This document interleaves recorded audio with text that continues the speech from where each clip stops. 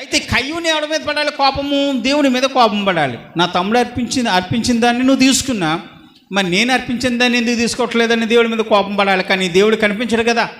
దేవుడు కనిపించినప్పుడు ఎక్కడ ఎవరి మీద కోపం పడతాడు? ఇంకా పక్కన వారు ఎవరి మీదో కోపం పడతాడు. కొన్నిసార్లు ఏం చేస్తాం, ఎవరి మీదో కోపం అని ఎవరి మీదో తీర్చుకుంటాం.